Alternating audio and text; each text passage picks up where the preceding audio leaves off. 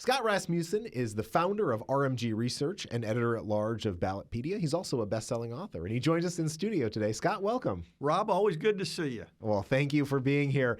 Your firm, RMG Research, is a public opinion firm, and it takes a different approach to polling and public opinion, trying to understand where voters stand on key issues.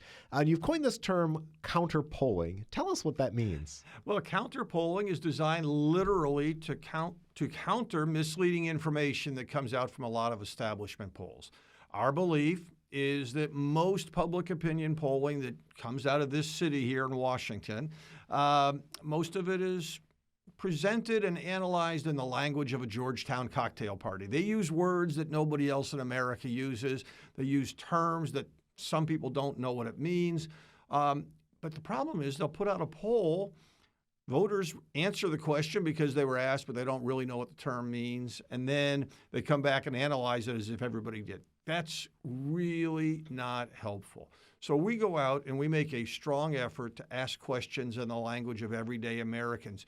We recognize, we respect voters. We think they are intelligent. We have great hopes for the common sense wisdom of the American people. But we also know they have a lot better things to do with their lives than talk politics every day. So we don't assume they know what the latest details are on what's happening on the Hill. It reminds me of after the 2016 presidential election, so many media organizations and even politicians had this reckoning that they were out of touch with the everyday American. So we appreciate you trying to keep the pulse of how they do feel and what they're thinking about. And a lot of times, first of all, we go and ask them, do you know what these words mean? And then we ask them to describe it. So we start by trying to understand. And the other thing that we do is we don't want to get into the innards of what do you think about this policy detail versus that policy detail. We want to know their attitudes. We want to know because that is something that is constant. We've been polling on immigration. I've been polling on immigration for decades. And you know what's never changed?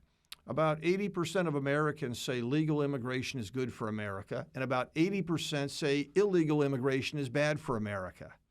That's constant. Yeah. Important point. We'll come back to immigration in a moment. So you are in the field quite a bit. What are typically some of the issues that you're asking voters about? Are there constants? Does it change on a week-to-week basis? Well, there's always some constants. We're always asking about the president's job approval, and at least once a month we're asking about the economy and a few other topics. Sometimes it's political, sometimes it's more attitudinal. A lot of times we go through a sequence of Easter's coming up. Let's take a look at some faith-based divisions in the electorate. So there are constants, but for the most part, we're looking at whatever is going on today. We do at least 2 polls a week. In theory, one of them is always about current events, what's happening right now. Does anybody know the government might shut down? Does anybody care? We then go on to the second poll might be a deeper dive into an education issue or something else. But the bottom line is when something comes up in the news, we want to make sure we have some data on it so that we can respond right away with some messaging guidance for our members. One of the polls that you did recently that made a lot of headlines was on what you call the elite 1%. Can you give us some top lines on what you learned from that? Sure. The elite 1%, and I won't go through the long story of how we found them, but please explain who the elite 1% are, at least to begin. The elite 1% are people who make at least $150,000 a year. They live in a densely populated urban area, more than 10,000 people per square mile, and they have a postgraduate degree. That last one is very important. We hear a lot about the diploma divide, that people with a college degree are more democratic and people. Actually, it's the postgrads who are different. The gap between postgraduates and people with a bachelor's degree is often bigger than the gap between people with a bachelor's and no degree. So that's the elite 1%. They represent 1% of the population. They are extraordinarily influential. They also, heavy concentration of them went to one of 12 elite schools, many of whom have been in the news lately, the schools. And the reason I bring that up is about half the policy positions in government, half the corporate board positions in America are held by people who went to one of these dozen schools. So their views really play a large role in the country. and it all feeds into this elite 1%. Let me ask you some specific policy-related questions, but just to better understand this group, you said that they are highly influential. Yes. What do you mean by that? Well, first of all, they know their congressman. They tend to think that if they have an important issue, I can get in and see them and talk about it. Only 15% of Americans have ever met their congressman even once. So they have a direct policy impact. Okay. They are in power centers. Somebody who is in Manhattan or Washington, D.C. is in a different circle of public influence than somebody who lives in McKinney, Texas. So in other words, they're the ones that are shaping the narrative that we are then consuming on a day-to-day Correct. basis. If you're thinking of who's shaping the mainstream media narrative, it's this group. Okay, so let's get into some of the findings. The biggest headline for me was what this group thinks about the issue of cheating in elections. Can you unpack that one for us? Sure. We asked 1,000 voters first, suppose there was an election and it was close, but your candidate lost. And if their campaign team knew they could win by cheating and not get caught, would you want them to do so? Now, among voters, only 7% say they'd rather cheat than win. I wish it was 1 or 2, but 7% is not bad. Among the elite 1%, 35% would rather cheat than win.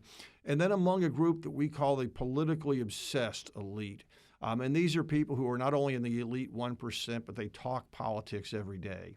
69% of them would rather cheat to win the election. And it's because they don't have much respect for the opinions of voters. I would imagine this group, based on some of the stories I saw, also puts a significant amount of value in government action. Sure. What are their views on government versus the general population? Well, let's start with a very simple one. Most Americans think we don't have enough individual freedom.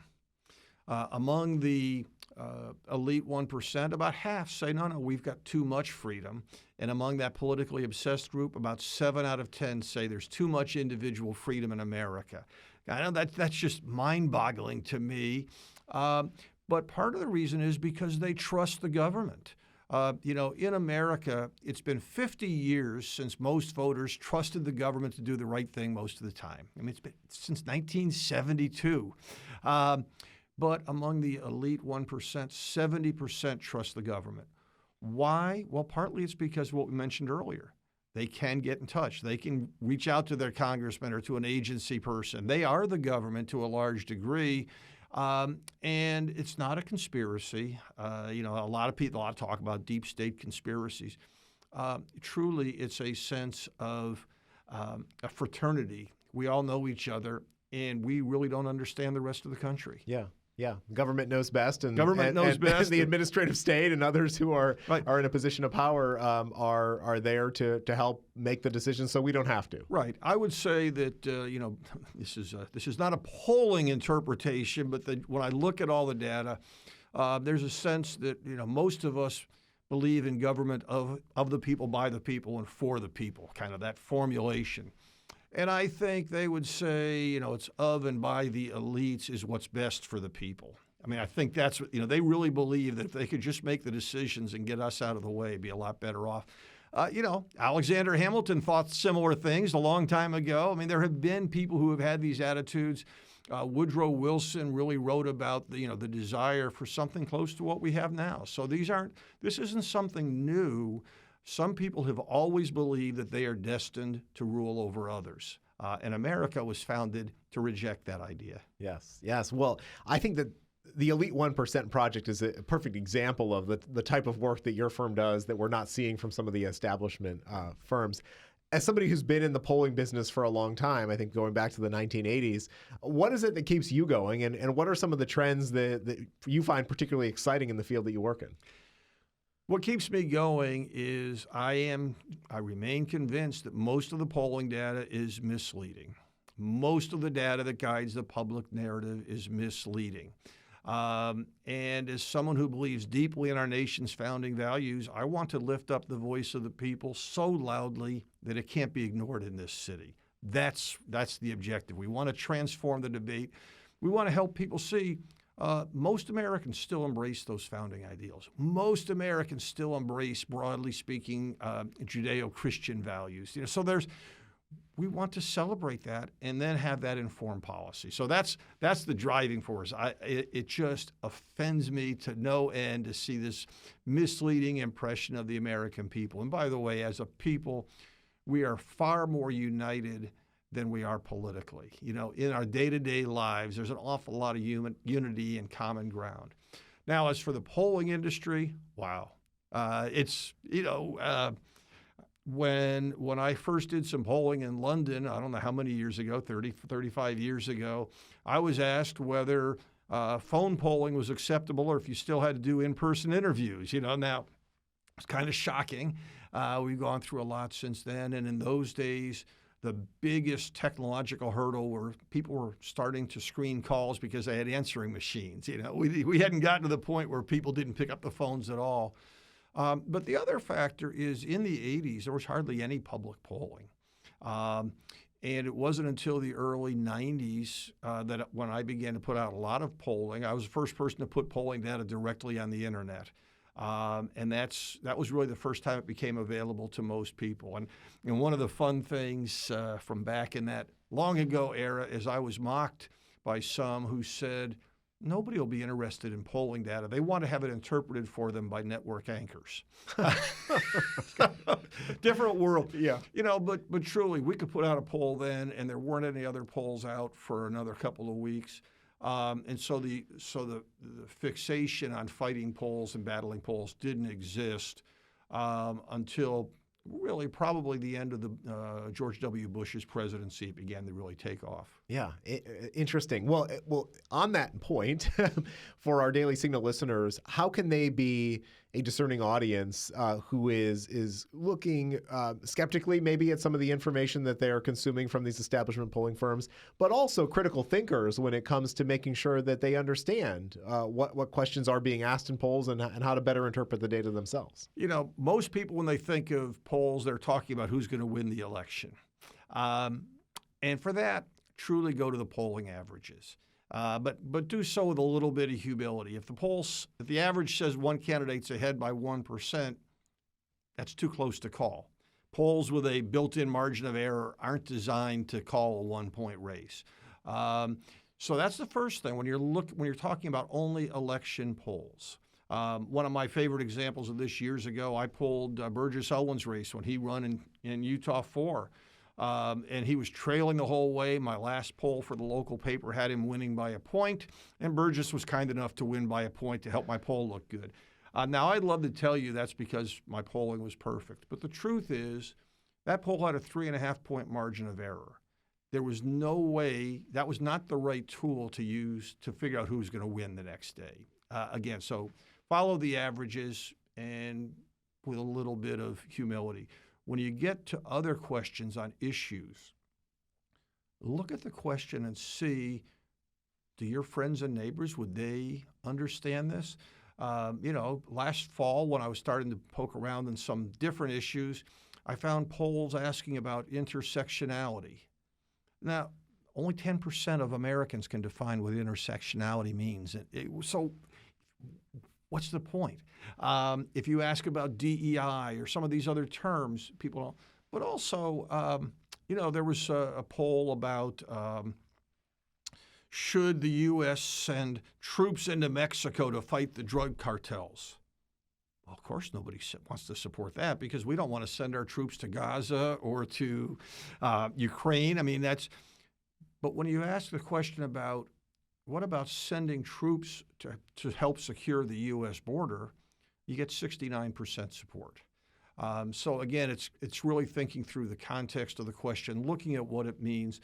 And that doesn't mean you reject a poll that you don't like the answer to. But it does mean you really just need to take a look. And as always, I think go to RMG Research counterpolling and see a different angle on it. And on that note, on April 7th, I'm going to begin hosting a weekly TV show. So that'll be another source that you can go to. Let's come back to that in just a moment, but I want to stick on immigration Sure. for a moment. You have indicated that there's a certain support for some policies when it comes to that issue. We've also seen the issue of immigration take top tier now, in some cases, in many polls, over the issue of economy and inflation. What does that say about the state of the race as it pertains to president or down ballot races for Senate and House? Does it favor one party over the other, one set of candidates over the other? It absolutely favors Republican candidates in the current environment. There's been an effort by Democrats to say, well, the Republicans wouldn't pass Biden's border bill, so now they're the ones to blame. Voters aren't buying it. On the issue of immigration, they trust Republicans more than Democrats, but there's still some hesitation. Okay. And then on the flip side, Democrats have made a lot of hay about abortion. So I would imagine that is an issue where Republicans could be on the defensive. Republicans will absolutely be on defense on the abortion issue. The one thing you cannot do is stick your head in the sand and hope it goes away, which unfortunately many candidates try to do in 2022. But I think the important thing to recognize is voters don't like extremists. On the issue of abortion, 5% want absolutely no restrictions, and 5% want, no exceptions. Be with the 90%. Express concern. Express a recognition that there are two lives involved. And conservatives in particular, and the pro-life movement in particular, needs to acknowledge that there is a woman involved, often a woman in difficult circumstances. And what they need to do is, if you're starting to talk about this issue, talk about the woman. Acknowledge her difficult position, offer to help. One policy that does very well is if a man gets a woman pregnant, he should be financially responsible for the woman and the child throughout the pregnancy and for some period of time after birth. Show your support for the woman. And that's the missing element for most Republicans. Let me ask you about a third issue. It's that issue of economy and the inflation. Reading some of the legacy media headlines or listening to the White House, you would think that it were in the Roaring 20s, 1920s. The American people just don't seem to be buying it. Similar to your point about immigration, Biden has made a big case that it's the Republicans in Congress who didn't send him a bill, and it's their fault when he took all of these actions, obviously, to open the border in the first place. Do you think that the message on the economy is going to catch on and favor Biden eventually, or is it too late for that to change American people's minds? The issue is baked in because it's what people experience, not what politicians say that matters. Half of Americans live paycheck to paycheck.